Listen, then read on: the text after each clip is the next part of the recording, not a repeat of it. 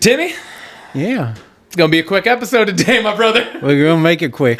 The Seahawks kick off in T-minus 54 minutes. Okay. So, I have every intent on watching kickoff. So, we're playing for the number one seed, my dog. Let's get right on to the show.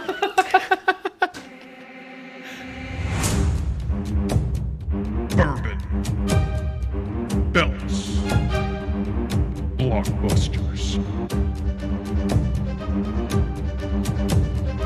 You are listening to the Triple B podcast.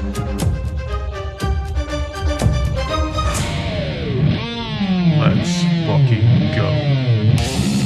Timbo, Ryan, we're back. we are back. We're doing it. We got ourselves another episode. Just pulling up my notes here. Dude, Happy New Year. Happy New Year to you, man. Holidays was good. We ended the year with a fucking bang. We got to interview an actual legit person in the wrestling industry. That was so cool, man. It was awesome. Matt, once again, thank you for coming on the show last week and just giving us your time, more time than we anticipated. But it flew by. It felt like we were having fun, just talking and just bullshitting. So it was awesome. It was definitely a dream come true, man. Yeah, it was like it was great. It was check that off on a box. Yeah, and everything we had been wanting to take steps towards. So, yeah, man. On to 2026, and hopefully even more awesome things ahead for us. I hope so. I know so. But- Before we can even come close to getting to that, we got to talk about the cocktail of the week this week, Tim. What we got for us? We got a cocktail of the week. I made this one with the Rambler Kentucky Bourbon from last week. We rated this one pretty high at a 9 both, and it had that little punch. And so, just wanted to try something different that we haven't tried. And so I went with Bourbon Maple White Russian. And what that consists of is the said bourbon.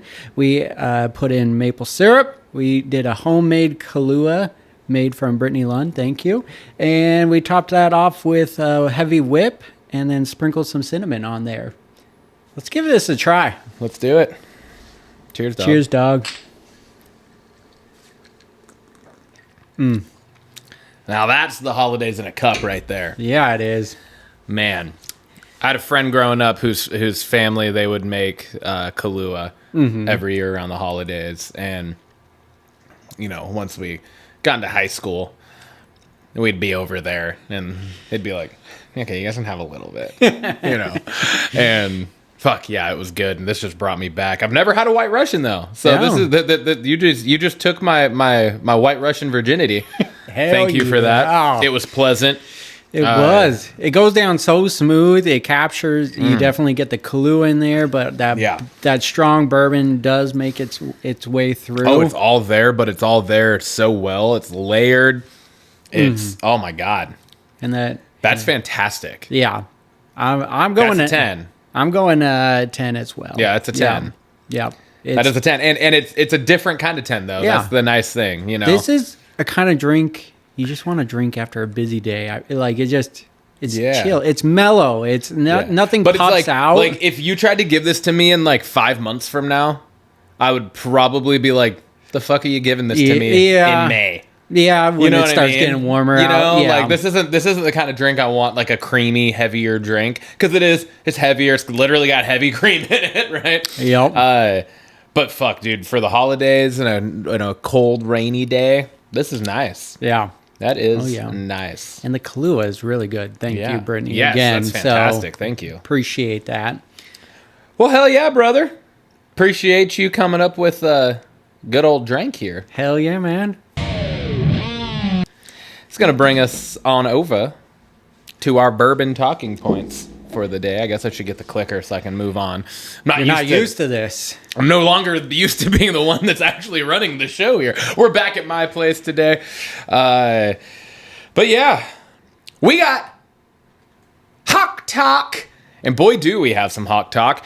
Last week, Last Sunday we beat the Carolina Panthers 27-10 in a back and forth first half. Was it 3-3 at halftime or fucking it was something like super 3-3 low or scoring. 6-6. Yeah, super low scoring. 3-3. 3-3 at half. Yeah. And then we kind of just went on a tear in the second half. Our defense started. We got some really key takeaways. Our offense, while they didn't put really a full sustained drive together the whole game, they capitalized on those takeaways in Panther territory, which is huge. Yeah. So yeah, it's a big ass B or whatever the fuck that is. Anyways, got the win, pushed us to 13-3. Tim, what are your takeaways from the game? I'm coming around to the split share between Sharps and K9. A, it's keeping them healthy. B, they are different, and it keeps defenses honest. And C, one seems to be hotter than the other, and they kind of take off with the game. Yeah. And it's a good compliment for each other. Do I wish it was K9 doing his thing? Yes, but it seems like Sharps doesn't give him a full reason to just fully trust in him. And so it's been nice because Sharps really took over that second half of the game and really started taking away the clock and everything. Yeah. So I'm coming around to it, and going into the playoffs, maybe they do lean on one. We kept him healthy all year. Now's this is the time. Yeah, for sure. I totally agree with you on that. I wrote here that the rushing attack's been coming alive lately, and I do think it has to do with them both staying healthy and the ability for us as a team to be able to, assure that. I think I am also, if it's done the way it has been the last 2 weeks now, I'm on board with it. Yeah. But it's the thing I'm not on board with is the K9 breaks off a couple good runs, and the next drive they have Charbonnet in just getting stuffed, or 100%. vice versa. And it's just like, okay, if one does have the heavy hand and they're they're starting to cook a little bit, fucking keep them in the game. Yeah. Like you can't there's a rhythm when it comes to a running back and what is happening in the game. And when you're only getting 3 plays to maybe a full drive, and then you're sitting for a series, it's hard to get in that rhythm and stay in that zone. Yeah. And so I think that's the part that has bothered me all year, where it's like K9 multiple times, it's like K9 busts off a beautiful run or catches a pass out of the backfield and takes it 60 yards or whatever the hell. Yeah. And then it's like, then we see Charbonnet for 3 drives not do jack shit. And it's like, what the fuck happened to K9? Like, he was cooking. Why did we take him out? Yeah. Where the last 2 games against the Rams and the Panthers, they haven't done that. It's like K9 was cooking. They kept K9 in the Rams game, and he was a big part of why we won that game. Yep. And then Sharps last week, he was cooking. They kept him in, and he kept cooking. Yep. That's how it should go. If you're doing a running back by committee, you got to roll with the one that's fucking putting up numbers. So, exactly. Not cool him off when he's starting to get warm. So 100%. Next thing, I'm nervous every time Darnold takes a snap and where he's going to throw since that Rams game where he threw 4 interceptions. It feels like every other play is close to a turnover, and it's not all on him.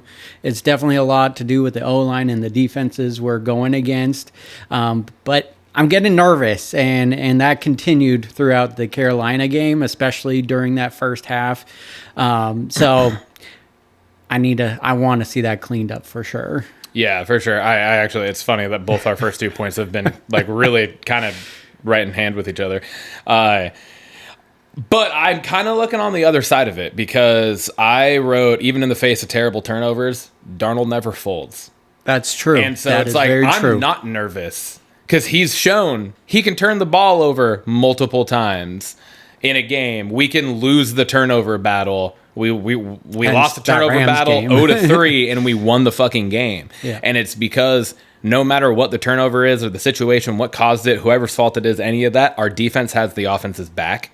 Yeah. And then our offense, which was shown last week against the Panthers, our offense has our defensive back. Mm-hmm. They make a key takeaway, our offense punched the bitch in the end zone. Yep. And we went up 27-10. We went on a 24-7 run in the second half. Yeah. And 24-7 run in the second half. So I think, yes, the turnovers are a problem. You obviously don't want that.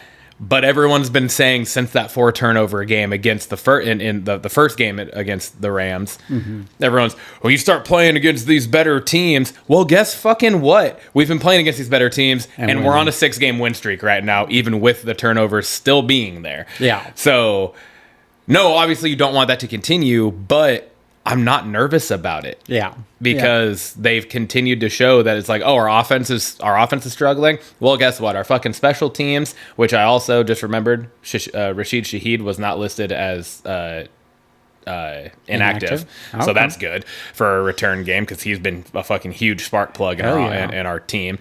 And our defense step up. So Yeah.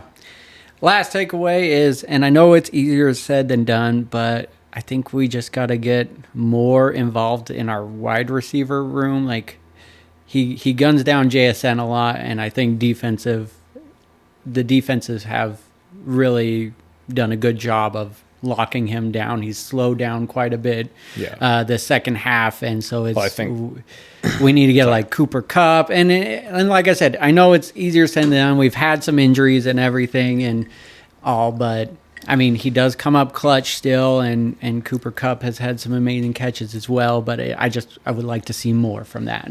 Rashid Shaheed came up big in the second half of that game last week, too. Yeah. So, and that's only, fucking 4th game since we've had him or whatever it was. So it's like, it's coming alive at him. Unfortunately, Torrey Horton is done for the year. They announced that yesterday.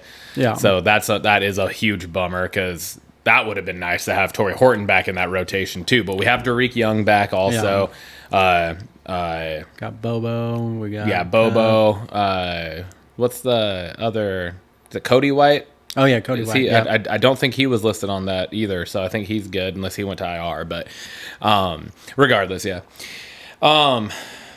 My last one was just, dude, our fucking defense is elite. Mm-hmm. Yes, our defense is elite, and there's no other way to look at that. The reason that our team is so confident is because no matter what happens in the other 2 phases, everyone can trust our defense. Yeah. And our defense has, they've bent a few times, and I think you could argue maybe that they broke once, but even in that situation, and that was the Bucs game, even in that situation, we still had the opportunity to go win the game. And it was just a really unfortunate fucking ping pong style interception off of a helmet. Yeah. Right? Like, fuck. Or pinball, I guess is the right term. But still, like, our defense is fucking really good, dude. Yeah. And this is with how many fucking injuries we've had on our defense throughout the year, too. We've been playing backups at multiple positions all year. Yeah. There is very few snaps that we've had this season where our entire starting defense has been on the field. Mm-hmm. And outside of Kobe Bryant being out for today's game, our defense is pretty much full fucking strength. Yeah. So, and Ty Okada has shown he deserves to be on that fucking field anyways. Yeah, so he's been a difference maker for sure. I love Kobe Bryant, but Ty Okada, like if you're telling me that we have to start a backup safety and then Ty Okada walks on the field, I feel a lot fucking better about that situation. So, yeah. That's that. Right. Next up, as stated already a little bit ago, in about 42 minutes, we're playing the Niners for the division, for the number 1 seed in Santa Clara. Yes. What's your one key? What's the one thing you think that we got to do? I said our O-line just needs to come through. I'm not worried about our defense, obviously. Like you said just a second ago, it is elite. If the O-line is good, I have no fear in Darnold locking in and being able to drive this offense. So that's what I got. I wrote, if our offense can put a game together, we win. Yeah. If our offense can put a clean game is honestly what I should have said. If we can put a clean game together and we can limit penalties and turnovers, we're winning this game. Yeah. Because they have the number... I think it's like the number 5 offense per EPA. Mm-hmm. We have the number 2 defense per EPA, but then we have like the number 8 offense per EPA, and then they have like it's like in the 20s for defensive EPA. So it's like it's going to be defensive, our defense versus their offense kind of juggernaut battle there. Yeah. Sure. but I'm going to take our defense every time in that situation. Yeah. I'll always take the defense. But then you go our top 10 offense against their bottom of the league defense. If our offense can put a game together, we win. And we have the number one special teams in the league. So there's that too. Still going to be a nerve-wracking game, but... Yes, absolutely. But I'm sure it's going to come down to the wire as they always do. Would love to take this one. Absolutely. Well, that's bringing us over to our next talking point. New Year's resolutions, Timmy. Do you have any? What are your plans? What are your goals for the year 2026? I jotted down a few things. So professionally, I want to position myself to become a store director by the end of this year or very early. Positioning myself should get me there, at least to be there next year. Personally, I want to maintain our wellness journey by working out 3 times weekly. I want to plan a vacation to a location with Haley and actually go. Like the last couple years, we haven't really gone anywhere, so I'd like to do a vacation with her to a location. And then get my landscaping in control around my house. It's no easy feat, but I would like to attack that this year. Podcast-wise, I want to get a minimum of 3 special guests. Like, Ooh. I want to shoot for 3. I like that. That gives us 1 for every 4 months. So that's what I got for that. And then kind of double our listeners is a year-end goal. And so whether that be more social media, whatever it is to get more, that's what I'm working on this year. What about you? I didn't write down as many things as you got, but I do got a couple things. I love the podcast stuff. Honestly, I didn't even... Stupidly, didn't even think about that. So I like where your head's at with it, and I agree with those things. Professionally, for me, kind of not similarly, but it is like something that would give me like a pay raise and stuff. I looked into it 2 years ago, started the process for it, but then, I guess not 2 years ago. It was last winter, 2024. Started the process, but then with the governor change and everything, we weren't sure what was going to happen, and there was talk of the potential for national board stipends to go away. And so I started working on my national boards, but then I was like, I'm not going to put the money and time into this if I don't even know if I'm going to get paid for it. Yeah. So it was like, we're going to wait. Me and my buddies were like, we're going to hold off. Let's wait until, we find out if it's actually staying or not.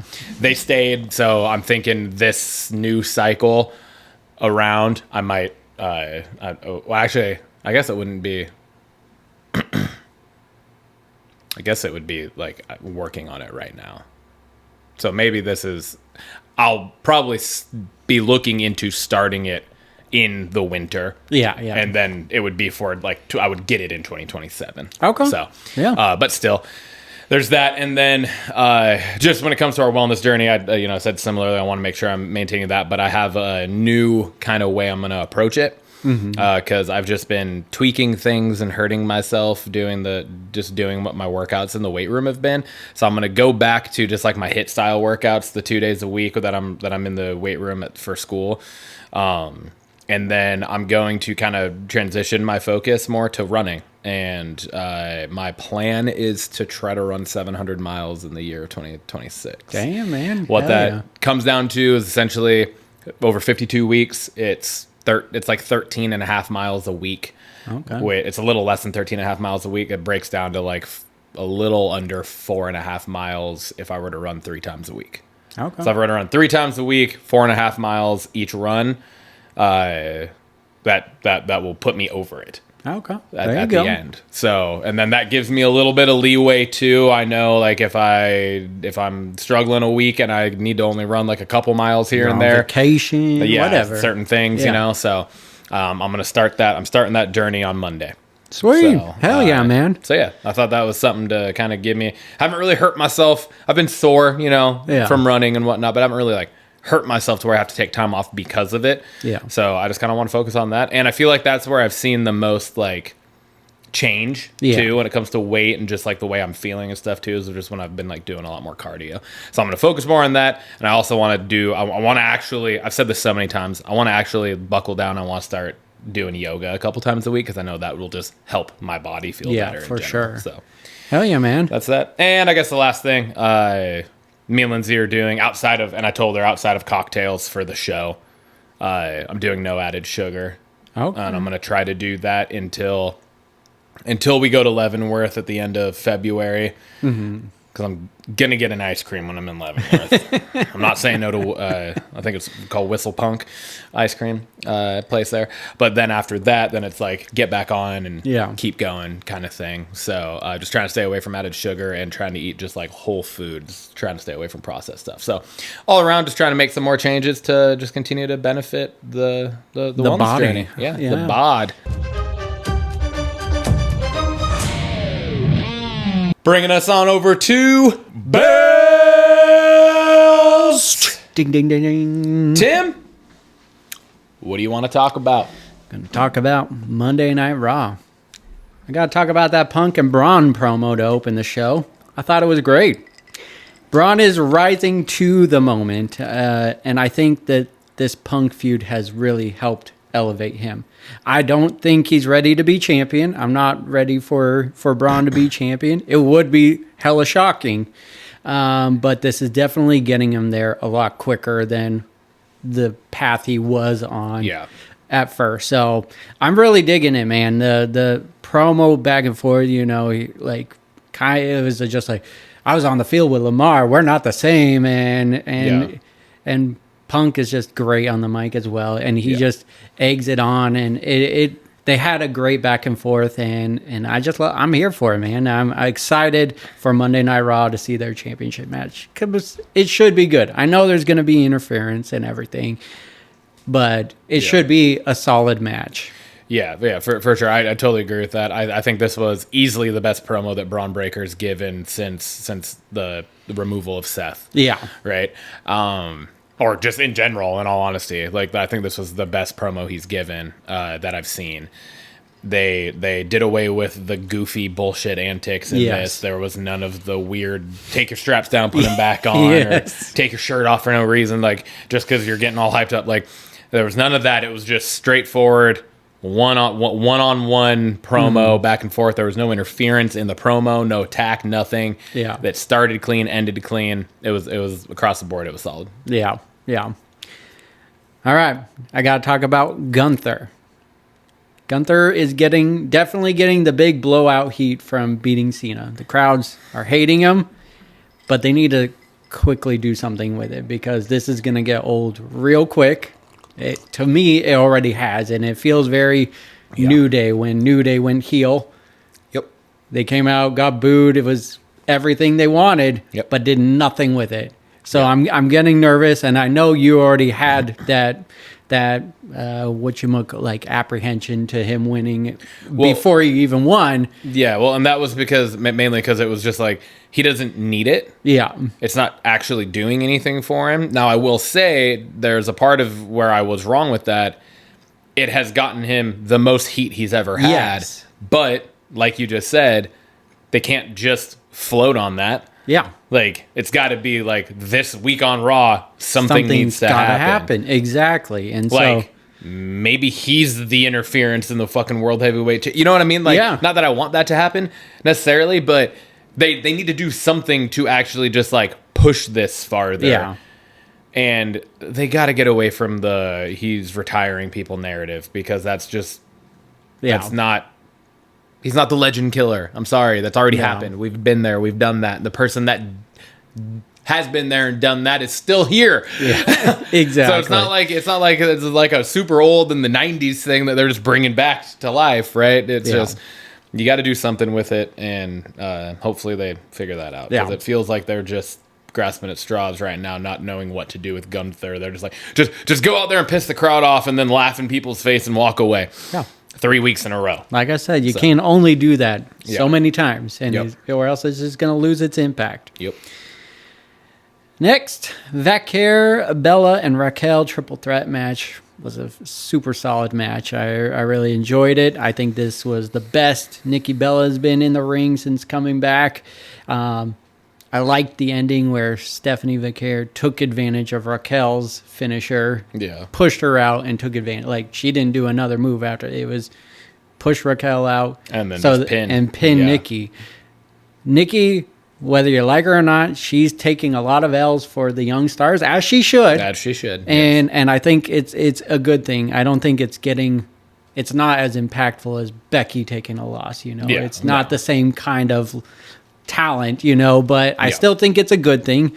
And this also leaves that door open for Raquel to continue a feud with Steph because she did the move. She got pushed out. She didn't take the pin. So overall, I really liked the match in general. And it also pre-match, Raquel tells Judgment Day to stay away. So it just kind of keeps that going too. And they did. Yeah. In a triple threat. Yeah. They stayed away.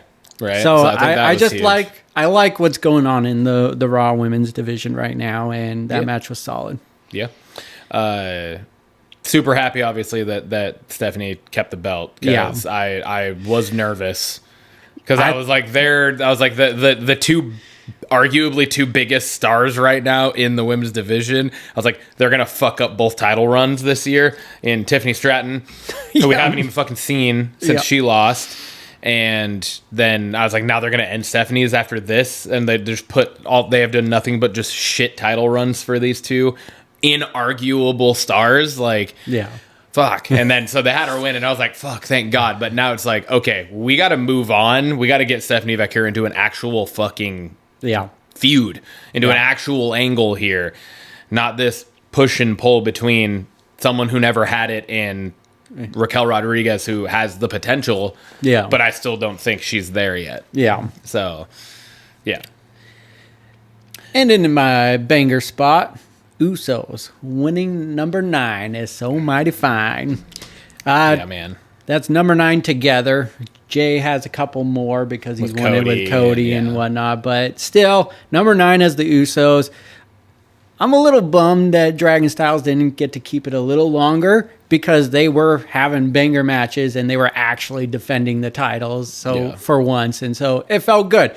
But to lose it to anyone, I think the Usos was a perfect choice. Yep. I think the Usos is the perfect way to just carry the Raw Tag Team division going forward. It's all good things. And this also gets Styles out of a tag team and focused onto his retirement year. Into singles division where he belongs. Because 100% agree. When we talked about him winning, we are kind of like... This is not how he should end his career as in a tag team, you know. So and to take that a step farther, it also gets this weird funk off of Jay too. Yes, 100%. Jay's been in this weird push pull funk, and I was nervous that whole fucking match. That I was like, things were going really well, and I was like, he's gonna spear Jimmy. Mm-hmm. I was like, we're gonna get the fucking this Uso brother turmoil that we've gotten so many times before, and they didn't do it. And then the ending of that match was fucking legit. It was so solid. The fucking double super kick to fucking AJ. Yeah, I was like, oh fuck, dude, off the rope when he went for the style, the phenomenal forearm. The phenomenal forearm. I was like, oh damn, that was almost as brutal looking as Shelton Benjamin taking the sweet chin off the rope. It wasn't as far, obviously, and wasn't quite as intense, but I was like, oh shit, the double, they connected. It looked good. Yeah. And AJ ate it so well, and then to hit the one deed for the win, I was like, fuck yeah. And for it to be Jay getting the pin, I think it was I think all around it was huge. Yeah. It was awesome. That also opens the door. Like, we already saw New Day versus Usos again, but you know, we talked about some dream matches we'd like to see down the road, and triple threat, Hardys, New Day, Usos could happen. It's possible. It's possible. It's possible. Fucking how fucking awesome would that be? God, that would be. I think even beautiful. Matt Hardy sent out a thing on a tweet or something. What if it ended up being like you get the Hardys with all 3 titles, TNA, NXT, and and the Raw tag? That'd be fucking legit. All right, well, that's bringing me on over to SmackDown then. Gotta talk about it. Randy Orton returns. Yes, he did. It was that was a little unexpected for me. I know you I don't know if it No, was it expected was for you. very- Okay, I was very gonna say, I know unexpected for you me. follow other things online that I don't follow where you I try you not to see look glimpses into of that. things. Okay. I try not to, but yes, I was do like, come across shit, it. his music hit. I was like, fuck yeah. And it was at the perfect moment when Miz is going off talking about he's now the locker room leader. I hear a voice. I was like, oh, fuck yes. That was awesome. And then to hit the double RKO and just kind of, I don't know, just kind of reestablish like, new year, he's back. Let's go. Yeah. And like 2025 was the year of Cena. Feels like this could potentially be a kind of like a year of Orton potentially. I don't know. He's in phenomenal shape. Like I would love to see it. So Hell yeah, man. I thought it was great to see him again. He's got a presence on the screen and it always comes across. The crowd loves him. Perfect segment to bring him back with the Miz, just from the comedy aspect of it, just how he quickly switches. We're the locker room leaders, and we're the faces of the company. Miz K.O. So good. That. And then we get the I liked it. I loved it. It was great. My next thing, Sami Zayn also returns. Last time we saw him was obviously in the crowd at Cena's final match, and before that, we hadn't seen him for a while, really, since he lost the Survivor U.S. Series. Right? Oh yeah, I guess, Survivor Series. War Games, right before. But it kind of just, and this will lead into the question of the week here. But I was so fucking stoked when his music hit.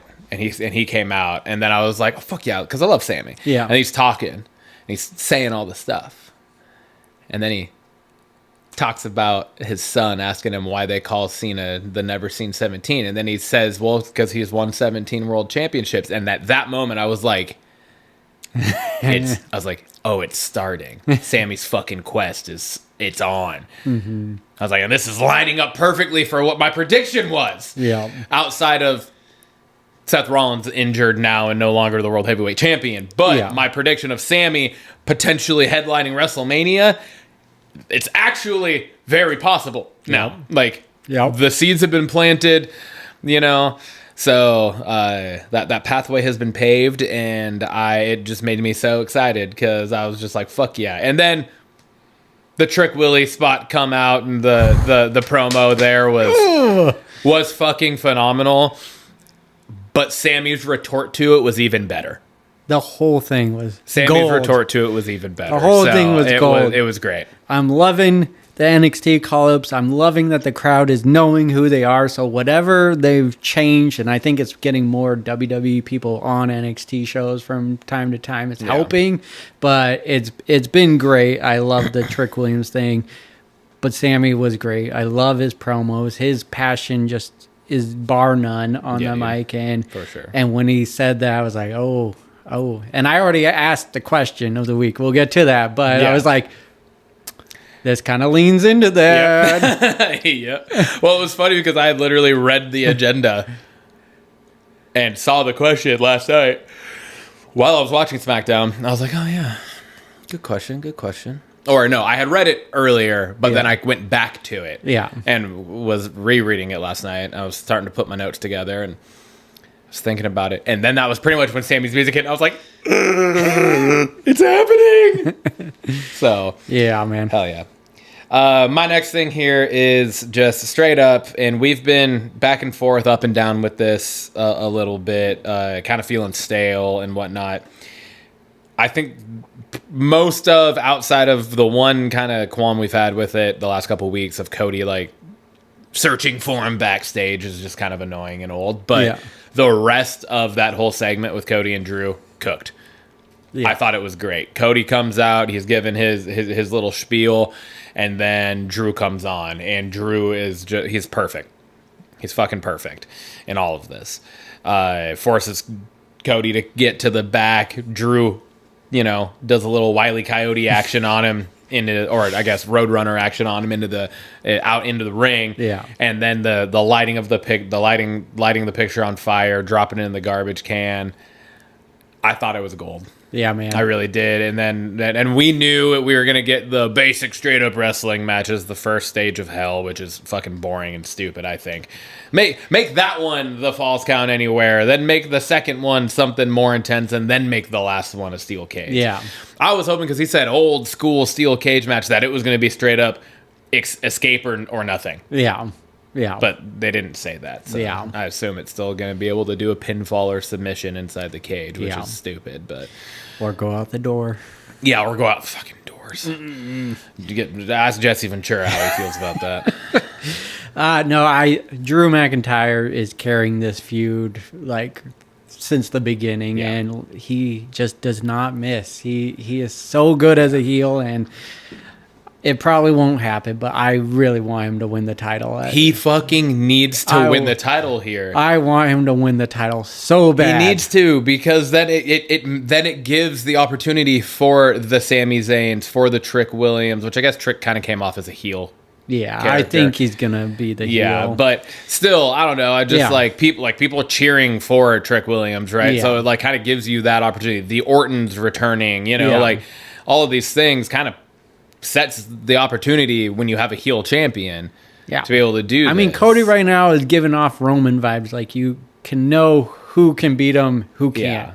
Yeah. And so Drew is that one guy where you could he could beat him. Yeah. And I just don't think it's gonna happen. But I wanted to so bad. Yeah, same. But they've done I 100% want Drew to win. They've this. done a good job. There is no one technically with an upper hand because Cody can't touch Drew, and Yeah. and Drew didn't touch Cody last night. So there is no upper hand unless something happens on Raw, which I don't think will. But What is this taking place at? it's SmackDown next week in Berlin. Okay, it is going to be on SmackDown. SmackDown. Okay, Yep. that's what I thought. So I was like, No PLE. I know. I was like, what the fuck are they? I was like, what is this going to be on if it's not SmackDown? Because Saturday Night's Main Event's the Saturday before the Royal Rumble. So I was like, they're not going to have another fucking special show this month. They fucking better not. I can't do it. Yeah, So agreed. All right, bring me to my banger of the night. This might be a first, where we're doing back-to-back banger of the nights on the same show with the same person. But it's Mello. Hey, Mello and Gargano, that match was absolutely toasted. It was so fucking good, dude. And just Mello in and of himself, the backstage interaction with Ilya was fantastic. Moving straight onto the Miz was legit, because you were like, oh, he's like legit like fucking thanking him right now. And Yeah. thanks for staying away from me because I've been doing great since. And he walks off. I was like, oh, that was fucking gold. Yeah. And then the match, like all of it was just, it was great. It was 100% awesome. The fucking crowd is hot for Carmelo Hayes right now, dude. Yeah, they and are. the outfit he had on with just like decked out in the gold was Yeah. just like, oh man, it was great. So I really hope he gets the jerseys going, like he said. Like it was like what he did in NXT. It would appear on like screens where people he's beaten, and it'd like be burning their jerseys. Or oh, that would be dope. It'd be cool if he kind of starts taking over that on the main roster here. That would be fucking sweet. But he's been killing it in the ring. Yeah. Gargano was a great first opponent for him on that, and looks like we're gonna get more the open challenge going Yep. on. So the U.S. title is cooking right now. Absolutely. Too bad Dom is hurt, because all titles would kind of be cooking right now. So Yeah. I'm liking it. Well, that's bringing us over to the belts question of the week this week, Timmy. I pose this one. It's a new year, and the road to WrestleMania kicks off at the end of this month in the form of Royal Rumble. Who do you have winning it? Does it line up with your predictions for the main event of WrestleMania that we made last April? And I did the research. I listened to the episode again and just wanted to get who we predicted. And for you, you said Sammy versus Seth or Seth versus Cody, and I said Cody versus Orton.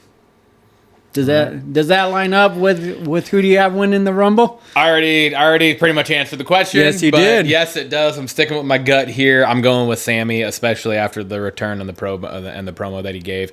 I think it's fucking time for them to actually push Sammy and give him what he fucking deserves. Mm-hmm. And that is an actual opportunity and a shot to be the face of the company. or Yeah. one of the faces of the company. And I'm going with Sammy winning the Rumble and main eventing WrestleMania. Now, whether that is who that is against now, because things have obviously taken some turns, I don't know.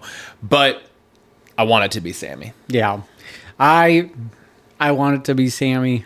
I think they're going to wait a year and have him win it at Riyadh's WrestleMania. That's just what I think. So That's 27? yeah, that's next. Not this year, next year. For me, I still think Cody and Orton is going to be a main event, but I don't think Orton is winning the Rumble. I think AJ Styles is going to win the Rumble and go against Punk. We're going to get a Styles versus Punk match. Oh, I like that. I didn't see that coming. I would love to see a face versus face. Styles going out in his last year and potentially winning the title at WrestleMania. Hell yeah. I think they could do right by him and have him win the Rumble where he debuted in WWE. So Love that. that's what I got. That's dope. I absolutely love that.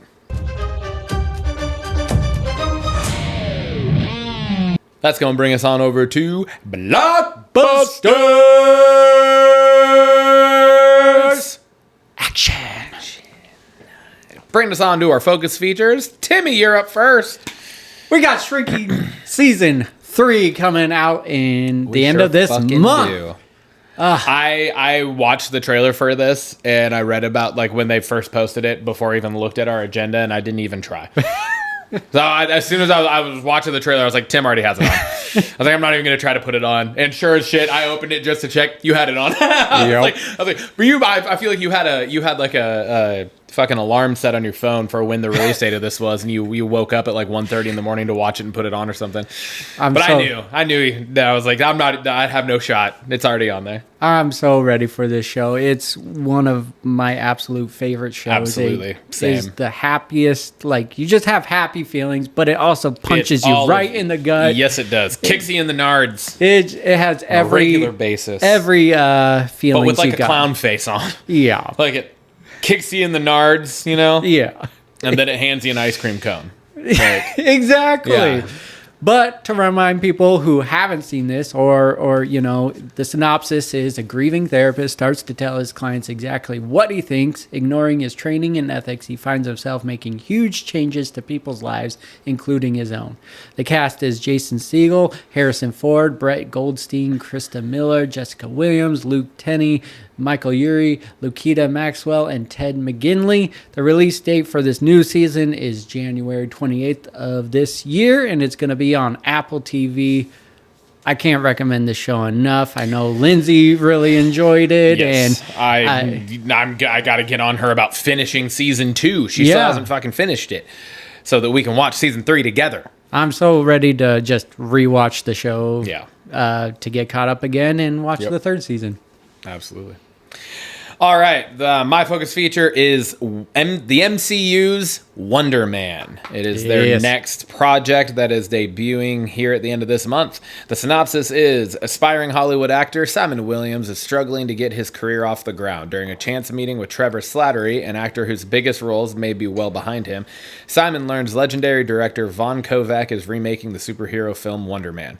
These two actors at opposite ends of their careers doggedly pursue life-changing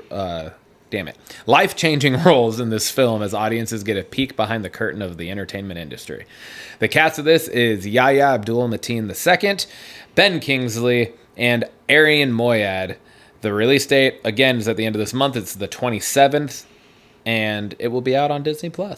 They are dropping all 8 episodes on the 27th for a first for an MCU feature on Disney+.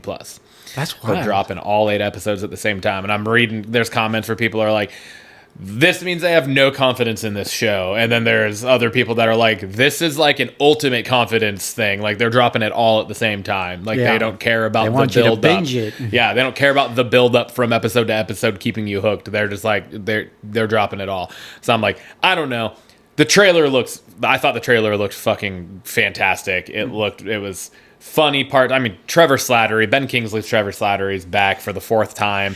I love and it. He's just fucking funny.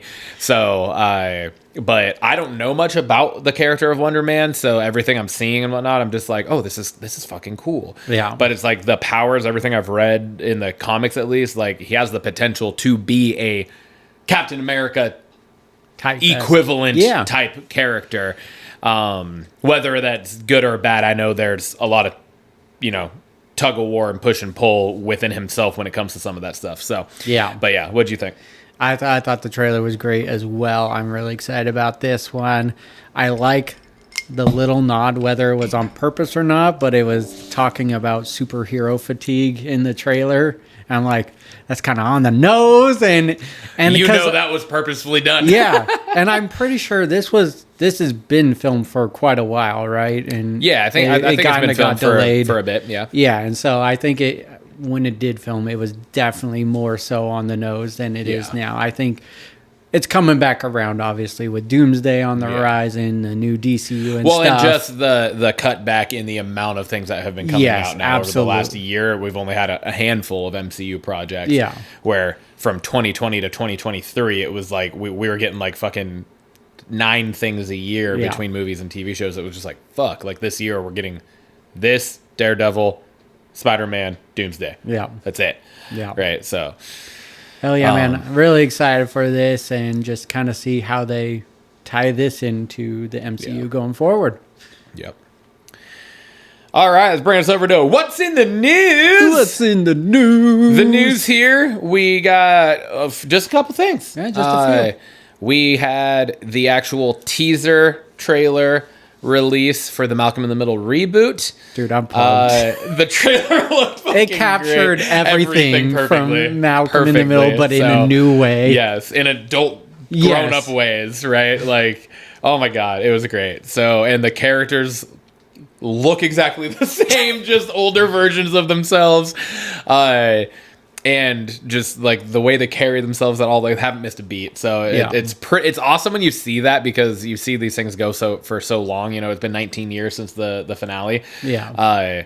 And now you're getting like these people stepping back into these roles after they've all gone off and done their own things. Yeah. And they just step right back in like it's just like riding a bike. They're like stepping into this person that they lived for however long. So it's pretty cool. I thought it was awesome. Hell yeah, man.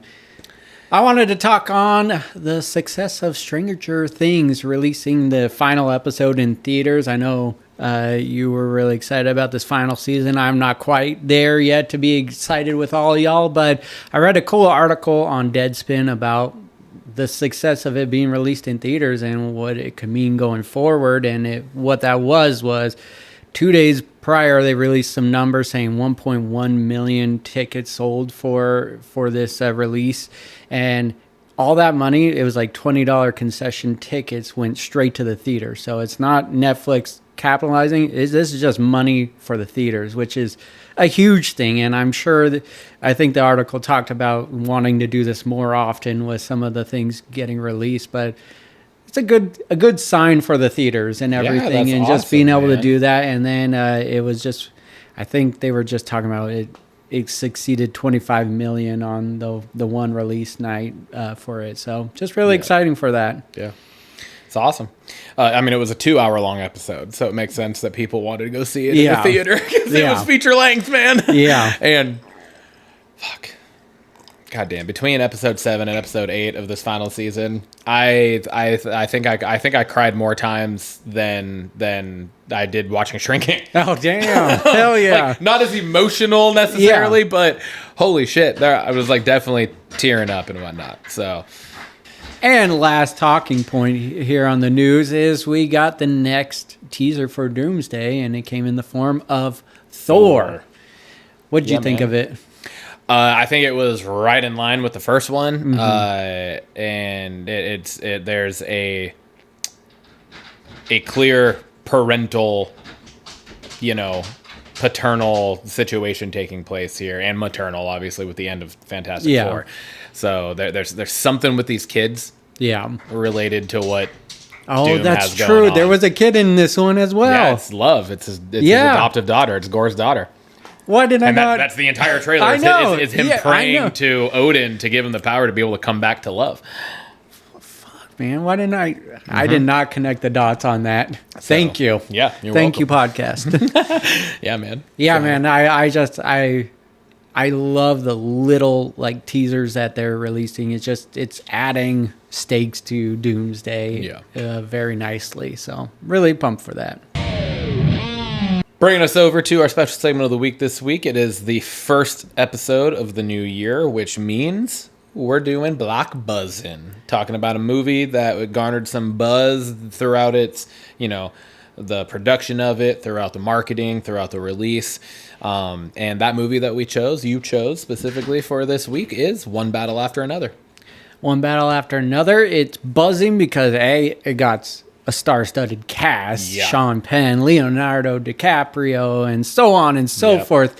It just garnered a lot of buzz just with the cast in general, but since it's released, it's garnered a lot of award buzz as well. It's nominated for several things, including Best Picture, and then Paul Thomas Anderson is up for like Best Director as well.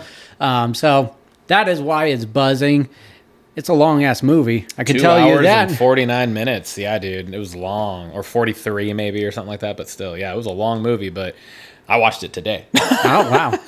I finished SmackDown and watched that today. Damn, that was 3 hours SmackDown too. Yeah, I know, man. So I mean, I thoroughly enjoyed the movie. I'm not fully on the hype train of it all, but I enjoyed it. I definitely it was a good movie. I think everyone's acting in it was great. I laughed a few times, but it just what I really liked about the movie was like the music score throughout it, and I think that's one of the awards that it's up for is the music. It was constant throughout the whole movie. There was very limited no music going on throughout it, and that had me like going along with it. It was just like, all right, I'm following along with it, and I thought it was beautifully shot. Leonardo DiCaprio he's a show stealer, and he's so good at what he does, and he can fit any character. I really enjoyed that, and the movie was not anything of what I thought it was going to be as well, from watching the trailers or anything, but in a good way. And so it started with this tone, but then it became just chasing everyone from the beginning of the movie. Yeah. So yeah, I really enjoyed it. I'm not saying it was next tier level masterpiece or anything, but I enjoyed it. What about you? Yeah, I really liked it. I thought it was really well done. I really thought the cinematography in it was breathtaking, in all honesty. Just the way they caught like the jumping out of the car and then the fucking dust flying up, and then like the girl getting out of the car towards the end, and she goes over and gets down and the dust coming. I just thought it was like there just seemed like there were details of like reality and realness that you don't see in other things. That's true, yeah. And also like some of the really long shot scenes, like going through all of the hallways in the fucking building and stuff, or when they got the girl and like took her from the one place all the way out to the car. Like it just seemed like there were really long shots. I like things like that. And I don't know. I thought it was really good. I thought it was a really solid movie.